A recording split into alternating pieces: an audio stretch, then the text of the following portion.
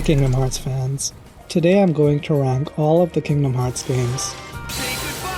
Since I started making Kingdom Hearts videos, I wanted to make this type of video, especially since I wasn't sure exactly how I would rank these games. Plus someone asked me what my favorite Kingdom Hearts game was, and I really didn't know, so this was a great excuse for me to make the video. As you could expect, this is an opinion video, so please don't burn down my village and slaughter my livestock if I have a different opinion. You guys can probably kill my goats though, they eat a lot of grass.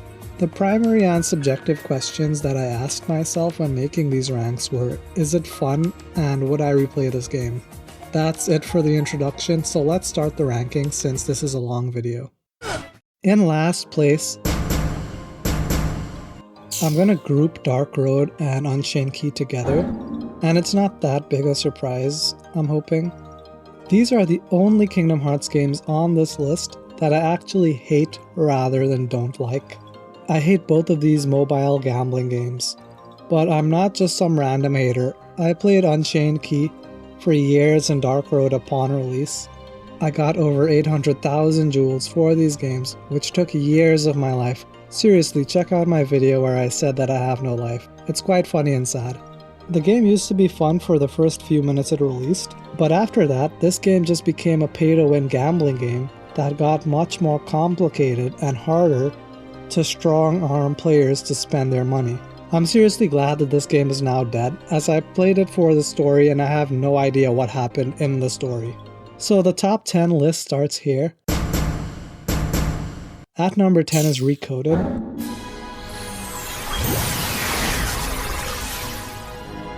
Riku, how did... Wait, no. You're not him. You can't be Riku. In the cases of 358 and Recoded, I'm going to lump the DS games with the cutscenes in the 0.5 collections. Recoded is a really fun game. It uses the Birth by Sleep command system, so there's a lot of flashy moves, which I like. And I know a lot of people complain about the balloon commands in DDD and the surges in Birth by Sleep. Well, there's none of that in Coded, and unlike literally every single Kingdom Hearts game, Recoded lets us replay worlds.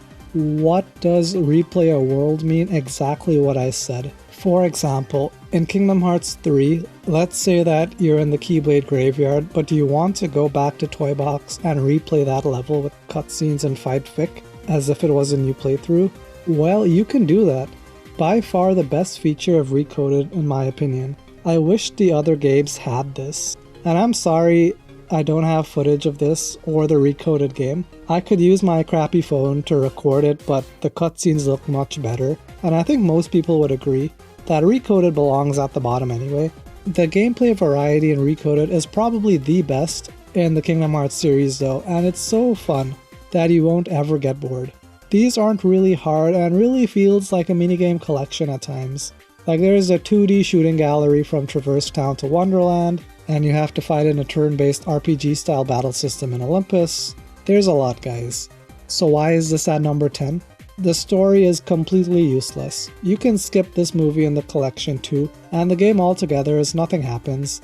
The gameplay itself, while it's fun, is also on the DS. It might just be because my fingers have grown over the past decade and cramp up on my specific DS, but I hate playing on my DS, even if it's Kingdom Hearts. If you need more Kingdom Hearts in your life and don't have a DS, don't play this game. Write your own fanfiction. It'll be just as pertinent to the overall Kingdom Hearts plot, but you'll have more fun. If you have a DS, expect no important story moments, but you will enjoy the different gameplay styles and it doesn't pain you to use it. This game is just fun. You say you accept it? It's not a game!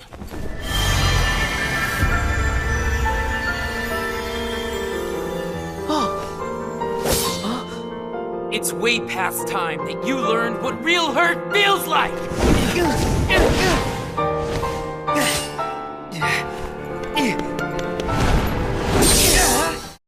At number 9, we have 358 Days Over 2. This is why I was created. Like Jack and Jill, or Peanut Butter and Jelly, or Sora, Donald and Goofy, we must always follow Recoded with 358 Days in that order. And I just want to say that I think Recoded is the better game compared to 358. Literally the only reason that 358 is above Recoded is because of the story, and usually I'd rank the gameplay segments above story. But considering these two games are DS games and nobody cares about the DS games anymore since no one plays on the DS, I'm putting a lot of weight into the cutscene movies. So I'm just going to do a mini rant. The 358 Days movie on the collection is a 95% substitute for the game. There are a ton of cool things that you'll miss in the 358 movie, such as the infamous Roxas "That's a Stick" scene, and the glaring story moment in 358 where Roxas fights Sayax at the end where he leaves the organization. To just be missing in the movie is way too much. If there is any game in the series that needs to be remade for current gen, it's either Unchained or 358. Probably Unchained, but I'll also like a 358 remake. I never played the multiplayer in 358, as who the heck has real life friends? However, this is the only Kingdom Hearts game where you can actively play as the old organization, or Donald and Goofy. Sure, the game is monotonous, but that just means it's cheap to be remade. And if they sell it for $30 at launch instead of $60 like Melody of Memories, I'm sure 358 will be successful. I mean, more than 3/4 of the areas in the game are ripped out of Kingdom Hearts 2 and Kingdom Hearts 1. Rant done. My biggest problem with playing 358 is that it's a DS game. I think the story is great, but once you beat the game, you don't want to replay it like the other games, since the gameplay itself, whilst not as monotonous as the internet makes it sound, is definitely still very monotonous. The worst bosses from the series, such as Dustfire, Leechgrave, and Ruler of the Sky, are also in this game, so it's a good thing that this game is basically dead. But newer Kingdom Hearts players should know the pain and BS that these bosses caused. You don't even have to play on critical to rage with these bosses. And there was this little joke in the original DS game by Xigbar which I really liked. Xigbar makes the joke that he drowned Ventus's goldfish. This is funny and shows a bit of his character. Then in the hours-long movie they decided to cut this line. I don't know how they made their choices on what to cut, but the DS game still has these little details in them that the movie doesn't completely replace. Why is it that you always have to glare at me like that? Shut up! Next we have Melody of Memories. I really think this game is just okay at best or aggressively mediocre at worst. One of the first videos on my channel was me giving my thoughts on this game, and it mostly holds up. For my full thoughts, please check out this video where I complain about Melody of Memory. Long story short, the mileage that you can get out of this game depends on if you like rhythm games and don't care about customization of anything. You guys can probably guess how I feel about this game based on its placement on this list though. I like Kingdom Hearts music, but to have a game solely based around it is a bit too much for me. I am totally fine with hearing the Olympus Coliseum music in KH1, Chain of Memories, 358, 2, 3, Coded, and even Unchained Key, but to have this game where the music is the main thing that we are interacting with is a bit too excessive. I am actually one of those weird people that prefer playing the Dream Drop Distance and Recoded music tracks in Melody of Memory because I at least haven't heard those songs millions of times. And yes, I am aware that Recoded only has 2 songs in Melody of Memory. To be quite honest with you guys, I rarely play this game anymore. I unlocked all of the songs and saw the story cutscene, so I'm basically done with it, as I'll most likely never replay the game in its entirety except for playing a few tracks once in a while. I will say that there is only one reason that this game is ranked over 358 and Recoded. I'd much rather play Melody of Memory on PC or console than play those games on the DS. If Days and Coded got ported to the Nintendo 64 or PlayStation 1, they would be ranked above Melody of Memory, as I just want a TV to play those games. 0.2 Birth by Sleep. I wasn't too sure if this should even be on the list, since this isn't even a full game, but I included Unchained Key and Dark Road, and those aren't games, those are money transfer apps. Anyways, the demo for Kingdom Hearts 3 is fun. It's short, and right now the speedrun for the game is less than 30 minutes. Did I finish 0.2 in one sitting? Yes. Did I want more story? Yes. Did I have to know how Mickey lost his shirt for the end of Kingdom Hearts 1? Absolutely, positively, hecking yes. For the short game that is 0.2, I like it as it's fun to play. The game introduced grand magic, and again, since this was a demo for KH3, the graphics are superb. We also get to see the night version of Daybreak Town, so that's something. I'm being way too lenient in ranking 0.2, but I won't deduct points for it being short. The game also got the continued legacy started in Dream Drop Distance of having a New Game Plus. I like the idea of having New Game Pluses, but I think New Game Plus in this game is poo-poo, as it's just outfits for Aqua and I don't care if she looks great with wings. I'd rather make her naked and let her talk to Mickey, but that's not an option. But for the short game it is, I enjoyed it. At number 6, we have Rechain of Memories. I'm talking about the remake, not the original Game Boy game. I know I'm in the minority in this, but I like Rechain of Memories. I'm sure everyone will hate me for putting it above 0.2 in DDD. I will admit that when I started playing Chain of Memories, I hated it with a passion. When I was smaller, I had a PS2 copy and traded it with a friend, and he gave me Jak 2 on the PlayStation 2. This was a very underhanded trade by both parties, as we both thought we screwed each other, but I think I won. All that is to say that I didn't like this game as a child. And I never beat it as a kid, just to be clear. The only reason I like it now is because I was forced to beat the game on the PS3 6 times on the 1.5 collection for the Platinum Trophy, which is when I actually completed the game. However, beating it so many times really makes you learn how the game works. So with all the hours I played this game, I actually understand how it works. I like optimizing my deck to spam Sonic Blade, and that's one of the best feelings when you have to work to play cheap, as you will feel completely justified in spamming Sonic Blade. And here's the level of deck editing that I would go through to spam Sonic Blade. And don't worry guys, I won't spend too long on this. To use the Sonic Blade Sleight, you need 3 attack cards of differing Keyblades, and they all need to have a sum between 20 and 23. As usual, I would go overboard with this, but this was and still is really fun to me. When you use a Sleight, the first card of 3 cards in a Sleight is removed from your deck, and you have to reshuffle your deck to get the other 2 cards. To spam Sonic Blade using the remaining cards, I would have to make sure that the second and third cards going all the way back to the bottom of the deck also met the Sonic Blade criteria when I reshuffled my deck. This way I would be good to start spamming again without having to look for cards when I'm fighting. This is a big undertaking for the cards to meet the Sonic Blade criteria, and I even got it to work for a third deck shuffle, though this was only for the top part of the deck. I spent a long time, maybe hours, tweaking this and having a spamming deck, and this works all the way to the final boss fight. The only time in the game Sonic Blade has issues is when you're fighting Flying Marluxia because he's flying. Granted, lethal frame spam with Genie Jafar is better. I always use Sonic Blade since it's unlocked earlier and I spend so much time optimizing. Maybe it's because I'm a negative guy, but I also like the dark tone and story for Rechain of Memories as well. It just feels so different from the rest of the series.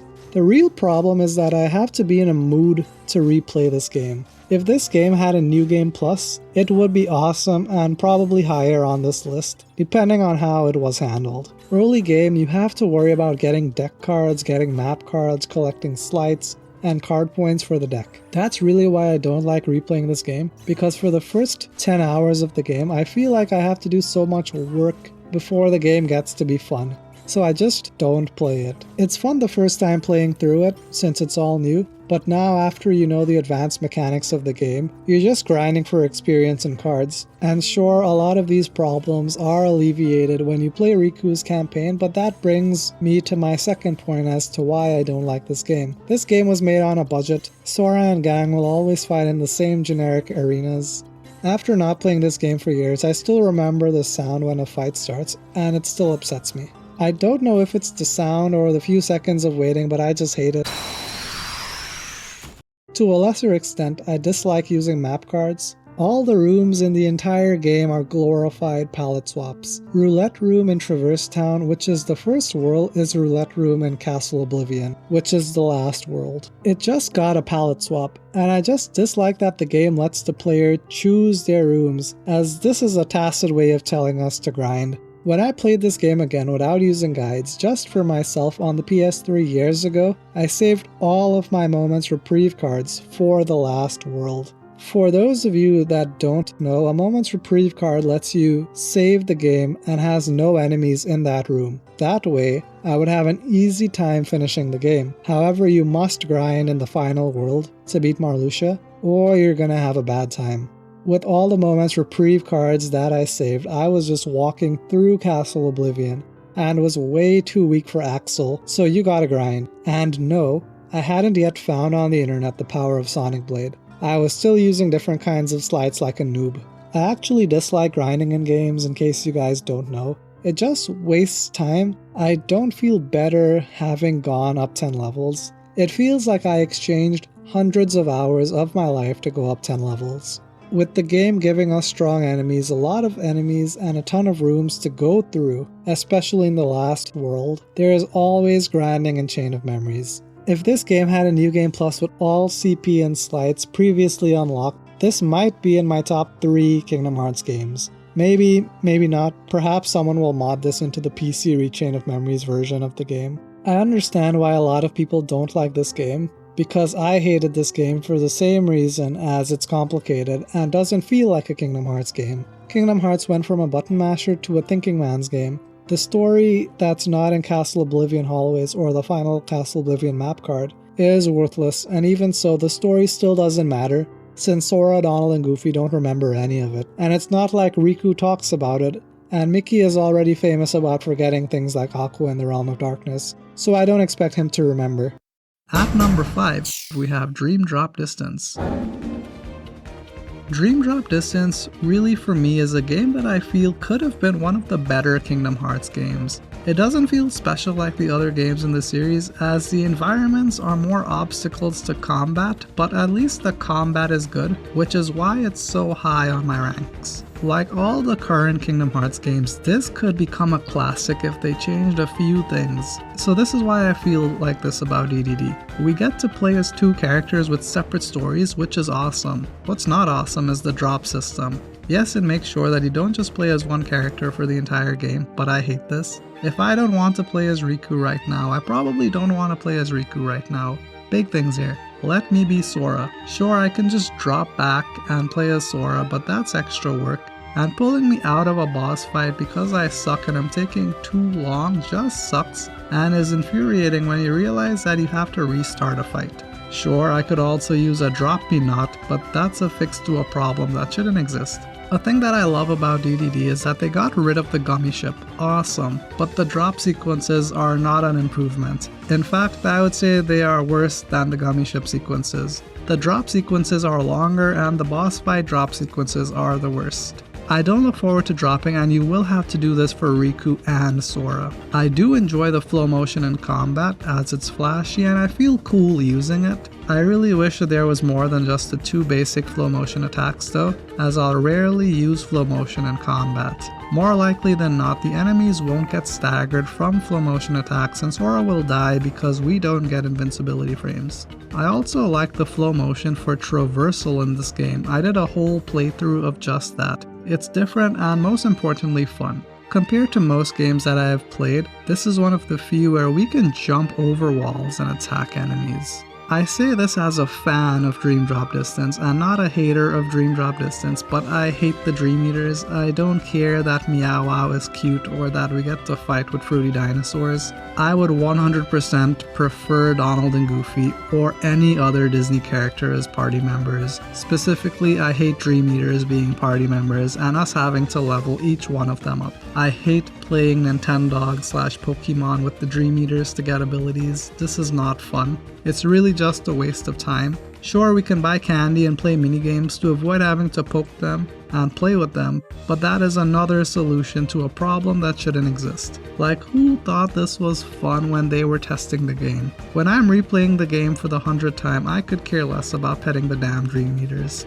If my dad walked into the room whilst I was feeding and rubbing the tummy of Meow Wow, I'm sure he'd be disappointed in me. But that has nothing to do with the game, as he's just disappointed with me in general. But the game doesn't help. It gets worse though. Some of the best abilities in the game are locked behind Dream Eaters, so you'll have to level them up a lot and play Nintendogs to actually get good abilities like Mega Flare from Ryu Dragon or Taranto Rex. At the same time, some of the best abilities in the game can be unlocked very early. Literally, you only need 10 link points for the Magic Lapin and Ryu Dragon Dream Eaters, and you can unlock Dark Barrier and Super Glide for Riku and Sora respectively. Of course, the only problem is knowing that and being okay with grinding for the LP. I see this as a double-edged sword, and I much prefer the system in BBS, which I'll talk about when I get to BBS. My last problem with DDD will be the actual abilities. Unlike Birth by Sleep, which recognizes that when we get an ability it's ours forever, Dream Drop Distance only gives some of the abilities like Defense Boost if specific Dream Eaters are in our current party.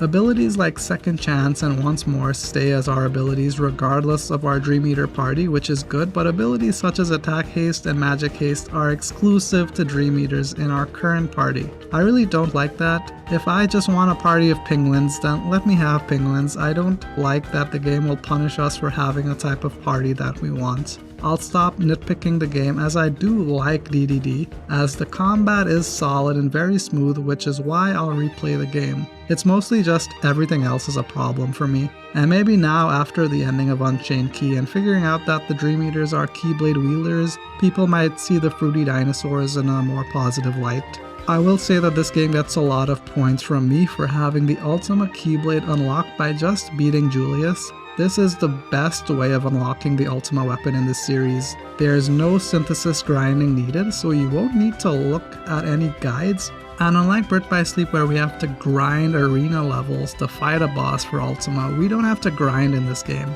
And I do enjoy replaying games, and I'm thankful that this game has a New Game Plus, where it allows us to carry over Dream Eaters. The problem of leveling up Dream Eaters and stuff still persists, but at the very least, we get to start a new game with our Dream Eaters, and the game is still fun. At number 4, Kingdom Hearts 1, the game that started it all. I played it all the way back on the PS2 in full screen, where we couldn't skip cutscenes. This is one of the first games that forced me to use those FAQ sites and written text walkthroughs on the internet.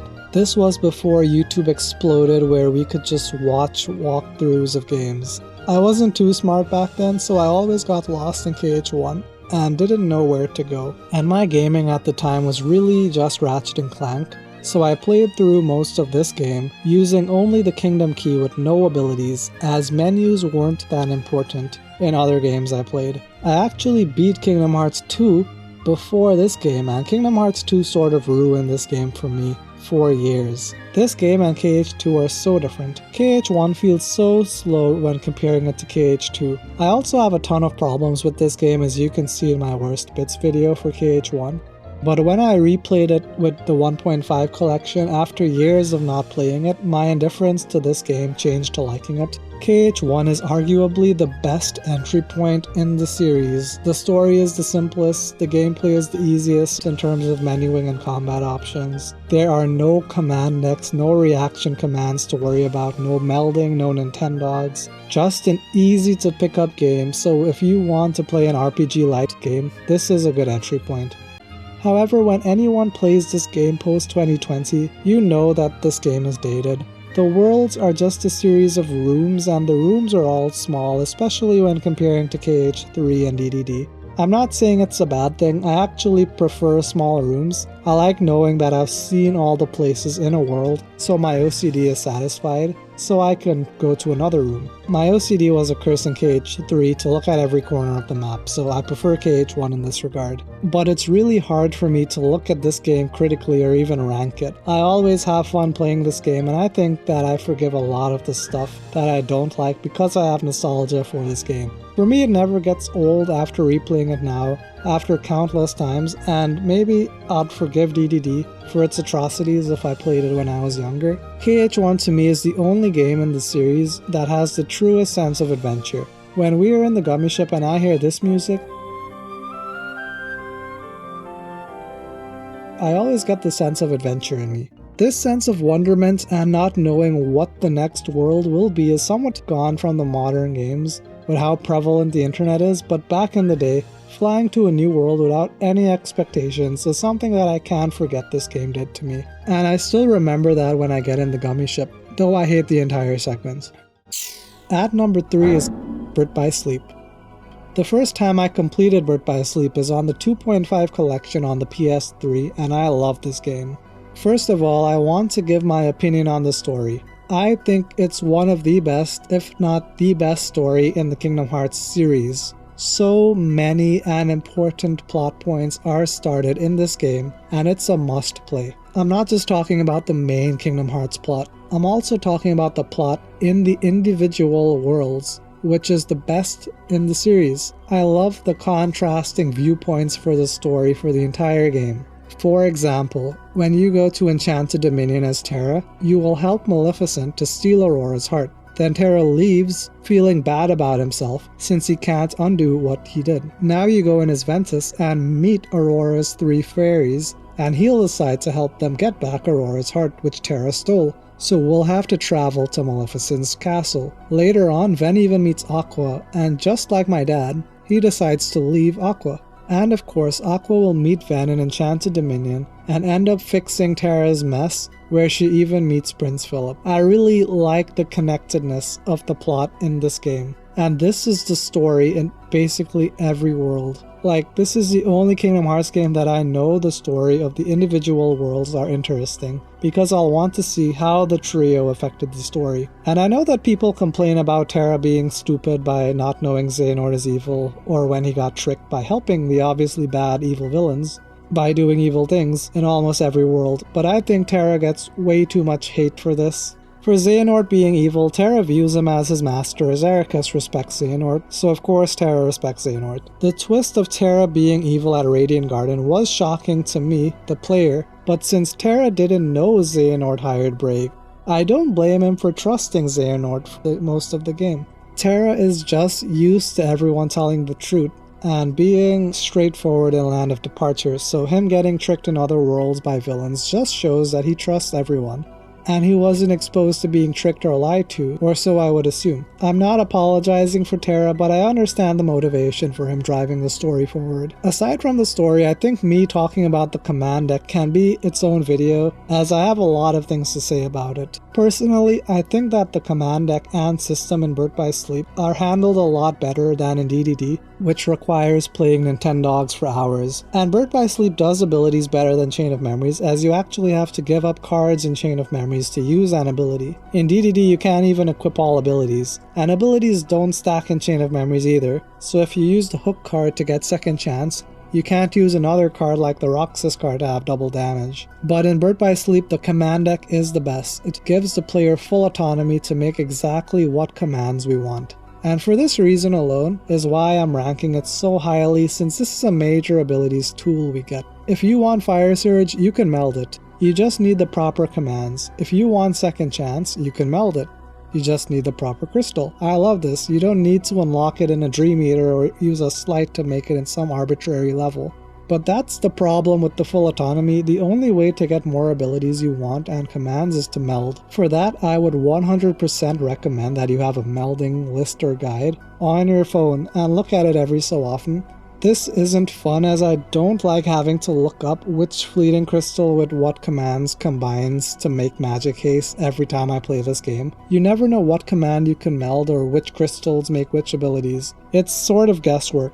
It's not critical to use a guide, but it may save you hours later in the game by having the surge commands, or just by having second chance, as you can't undo a meld. Knowing what commands make when you meld them is invaluable in this game. And you need to meld commands because using Keyblade combos in the game is trash. Stinky year old trash. I beat this game using only Keyblade combos and not using any battle commands in the command deck, and that was not fun. It's a challenge that no one should endure, but seriously, this game is all about the command deck, which is a good thing. It's possible to get rid of even the jump command, which I also made videos of. I swear that I'm going to stop these plugs for my other videos, but the point I'm trying my worst to make is that the command deck is everything in the game. It's not that hard to learn, and the game isn't that difficult to beat. You're going to feel very strong just spamming triangle to use Thunder Surge and love every minute of being cheap. And sure, this game is a button masher, but so are the other games. KH1 is spamming X, KH2 is spamming X and triangle, and BBS is spamming triangle. At number 2, we have Kingdom Hearts 2. KH2 is the perfect KH game. So many things started here, and all the flashiness started here, and by flashiness I mean AoE attacks, and just visual spectacle in general. And this is a good thing. Throwing Roxas's Keyblade at Twilight Thorn's Spirit Bomb to this day, almost 2 decades later, hasn't become less epic. The combat in KH2 is quick and fluid. There are so many viable options in this game for combat. The drive forms are useful and inspired form changes in KH3. Summons are super useful. If you've seen my no attack video, you'll know why. Limits don't require full MP like KH3, and the best spell in all Kingdom Hearts games is in this game. Just keep spamming Reflect until you run out of magic. Whilst Zeta Flare is a close second for the best magic spell in the series, Reflect wins as it can counter Zeta Flare. Take that, Donald. Really, there's only 3 things that can be improved in this game. First off is the Gummy Ship missions. They can only be improved by getting rid of them or making them optional. The second thing that can be improved is the Roxas prologue. I actually really like the Roxas prologue, but I understand why people don't like it. I defended it in my KH2 Worst Bits video, as I think it's great for a few reasons, which you guys can check out if you want to hear that. But really the only improvement here would be to have a skip prologue option like Brick by Sleep. And the third and only improvement that this game can make towards fixing its gameplay would be to have a retry option when we die instead of just a continue option. This would help with some frustrating retries for fights such as when we fight Demyx in Hollow Bastion. And really those are all the issues that I can think of when just playing the main campaign of this game. This is my favorite game in the series, and I think mechanically this is better than my number 1 ranked game. I can't think of anything bad to say about this game, and I really think this game is perfect. The second visits to all the worlds we previously traveled to is genius. I wish more games would do that. Nothing in the game feels like padding, and everything feels like it has a purpose. I don't think I have to explain why this game is greatness incarnate, as I think most people will agree with me. Running executable! And for my number 1 pick, we have Kingdom Hearts 3.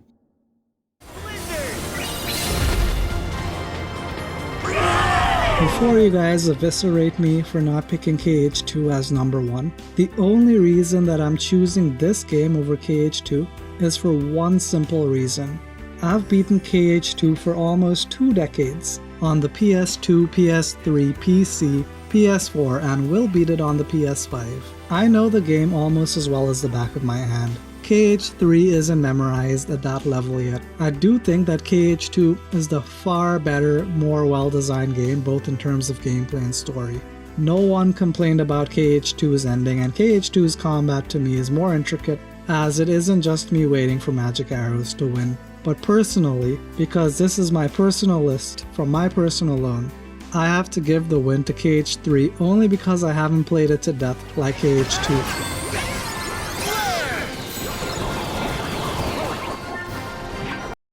The production values are great, and it feels like a great evolution of action that KH2 changed from KH1. I don't really care about graphics too much, as I'd rather the gameplay be fun and not boring. Looking at you, The Order 1886.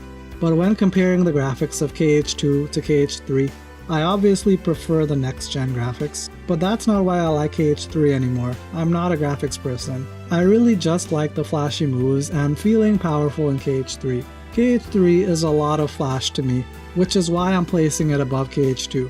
Well, that and the fact that I've played KH2 about 1,000,000 times. Having 5 situation commands ready to be used and then just spamming each of them to me never gets old. Blasting all of the enemies with 2 AoE magic spells, then an AoE attraction ride, then the Woody and Buzz AoE rocket attack followed by 3 Keyblade combo AoE finishers is what I'm playing KH3 for. Straight up spectacle. There's a legitimate argument to be made that a lot, if not all of the situation commands are the same since they are all AoE attacks, just with different flavors. But to me, there are different flavors of awesome, so it's fine. But there are actual legitimate reasons that I prefer KH3 above the rest of the series. The first being that it has New Game Plus and the best version of New Game Plus. We get to start the game over with all the Keyblades we collected. And unlike every other game, the Keyblades do more than just giving an ability or help with stats. Remember how I said that I like flashy things? Well, all the Keyblades have different flashy effects, and all are unlocked at the start of the game. And getting to switch 3 Keyblades during combat is a fix for a problem that we didn't even know existed. If you want, you can play through the entire campaign of KH3 with the Ultima Weapon, Oathkeeper, and Oblivion, which I have done several times and it never gets old. Imagine playing KH2 with the Ultima Weapon from the start. That would be awesome. This is a big deal, guys. In Birth by Sleep, no one is going to spend more than 5 minutes of their time trying to get the sweet stack Keyblade because that's a waste of time. Getting the Ultima Weapon at the end of every Kingdom Hearts game is functionally useless compared to KH3, as other games don't really have anything to do once you get the Ultima Weapon. Sure, you can get some super bosses, but that's it. There's bragging rights, but if you have no friends like me and there's no one to brag to, who cares? So New Game Plus is better in KH3. I love the large environments of KH3 as well. I don't really care for the verticality of KH3, but I love that we can navigate the pirate ship in the Caribbean, run around San Francisco, and use the mechs in Toy Box. These don't feel tacked on, and I love each of these levels. You'll know that already if you saw my other video. Usually, I'm not having a good time when the game takes control away from Sora, a la the Gummy Ship. But in the cases of these worlds, I'm not upset to lose control of Sora. I also think that one of the key things that you need to do is keep your expectations in check for this game. If you can somehow do that, I think that you will like this game. A lot of old Kingdom Hearts players, including myself, have been waiting for KH3 to release since the end of KH2, so for over a decade. I think that there are a few things that will be able to meet that level of hype, as I hate the ending of KH3. However, for newer players who are lucky enough to be born with all the Kingdom Hearts games already released, I don't think the ending will be as much of a problem for you, since you don't have expectations built into your heads for years. And that's how I currently rank the Kingdom Hearts games. I don't think that there will be a lot of changes to this list, especially for the bottom. Do you guys agree with my rankings? Tell me your ranks in the comments below. I'm sure that I'm an outlier, but this is how I really rank the games, and I know that I'm one of those weirdos that enjoy Chain of Memories and Dream Drop Distance. This video did focus more on the negative aspects of each game, but I wanted the video to be different from other ranking videos, and in all honesty, these were the thoughts that came into my head when I was ranking them. And I thought it would make for a more interesting video than me just saying that each game is great and good and cool and fire. I wasn't planning for the video to be so long, and this is the shorter cut down version of what I initially had written down. Hope you guys enjoy my video. Please rate the video and subscribe. Thank you for watching. Thank you for watching. Thank you for watching. See you soon.